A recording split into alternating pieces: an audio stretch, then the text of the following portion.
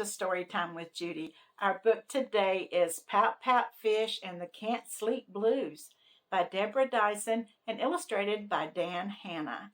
Well, Pout-Pout Fish can't go to sleep. He tries everything, he just can't go to sleep. So he decides to swim around the ocean and ask different ones of his creature friends what he needs to do to go to sleep. And they all give him different advice, but none of it works for him. Until finally the silverfish tells him that he needs to do what he thinks is best for him. Let's find out if he's able to finally go to sleep once he takes her advice. Late one quiet evening in the inky ocean deep, Mr. Fish blubbed, "Oh, I can't get to sleep." His mind was busy, and his fins were full of vim. Though he wanted to be dozing, there were no 0 Z's for him.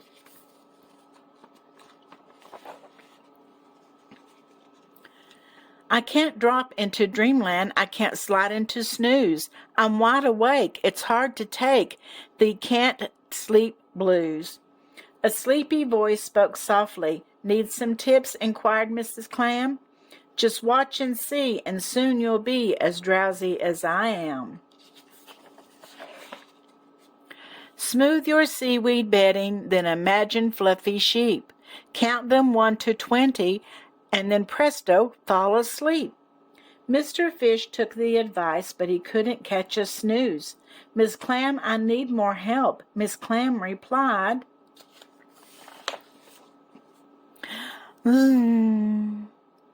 Because she was asleep. Then a sleepy voice spoke softly. "Here's an even better fix you will love," said Mr. Crab. "All my get-to-sleep-quick tricks. Just put on purple PJs and 5 or 6 orange socks. Then smooth your busy thinking on a pillow made of rocks." Mr. Fish took the advice, but he couldn't catch a snooze. "Mr. Crab, what now?" Mr. Crab replied. 'Cause he was asleep. Then a sleepy voice spoke softly. "Here is what I would suggest. Guaranteed," said Mr. Eel, "to yield a pleasant night's rest. First ripple to the left, then ripple to the right. Next swirl in a circle, swoosh, swoosh, nighty-night." Mr. Fish took the advice, but he couldn't catch a snooze. "Mr. Eel, what's the deal?" Mr. Eel replied. Because he was asleep. Then a sleepy voice spoke softly. "For your slumber in the sea, here's a plan," said Mrs. Squid, "that always does the trick for me. Just widen out your eyes and give 4 quick tiny blinks, then slowly close your lids, automatic 40 winks." Mr. Fish took the advice, but he couldn't catch a snooze. "Mrs. Squid, more ideas?" Mrs. Squid replied.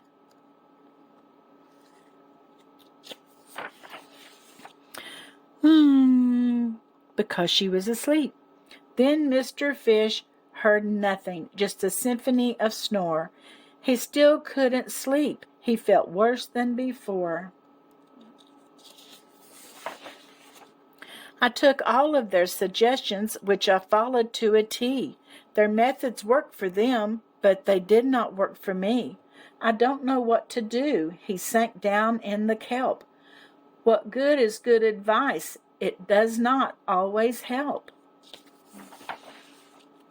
Then a sparkly voice emerged. "Mr. Fish, you're partly right."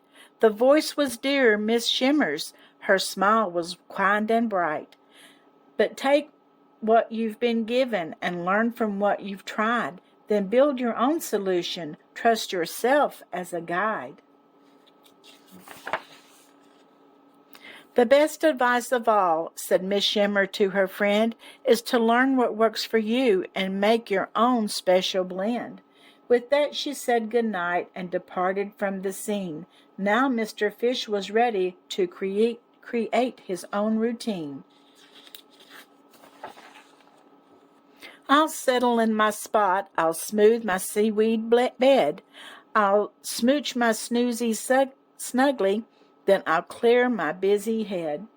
I'll swoosh in gentle motion in the ocean wide and deep.